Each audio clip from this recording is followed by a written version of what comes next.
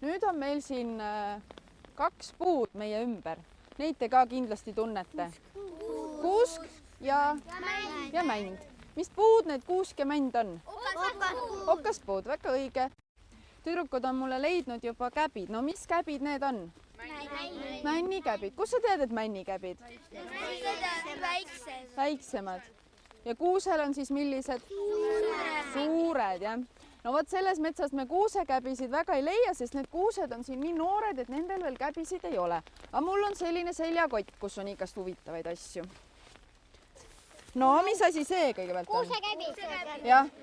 Ja tõesti, kui sa ütlesid, et kuusekäbi on väiksem või kui suurem ja männikäbi on väiksem, siis tõesti, nii ongi. Orav on selle ära söönud. Need on tõesti kellegi poolt söödud käbid. Aga ei ole mitte mõlemad ühe looma poolt söödud, vaid üks on ühe poolt, teine teise poolt. Üks on orava poolt. Üks on orava poolt. Kumb on orava poolt söödud? Seda te arvate? Kas kõik arvavad sedasi? Aga valesti arvate. See on orava söödud käbi. Ja mille pärast? Orav võtab selle käbi oma esikäppade vahele. Ise istub oma tagumistel käppadel ja võtab selle oma esimeste käppade vahele. Ja siis hakkab siit tagant neid seemnesoomuseid ära võtma. Sest mida ta siit seemnesoomuste vahelt kätte tahab saada?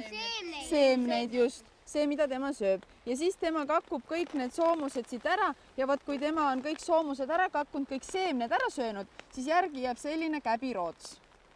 Orava söödud käbi. Aga kes arvab ära, kes seda käbi söönud on? Kobras ei söö käbisid. Linnud. Ei ole lind.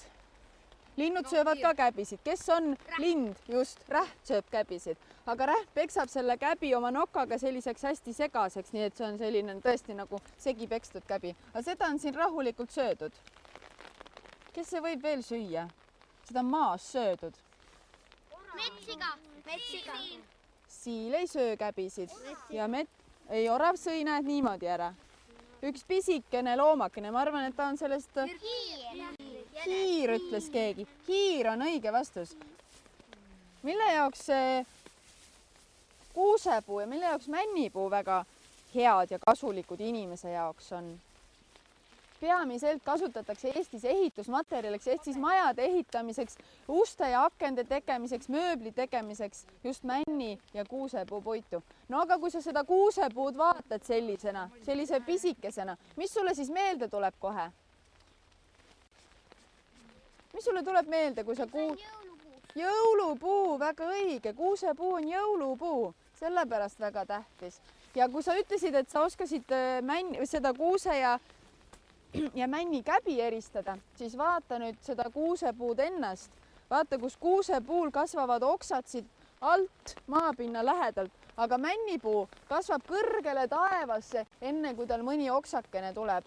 Nii et see on ka nendel erinevus. Need kuuseoksad on madalal kuni maapinnani, aga männioksad algavad alles kõrgelt.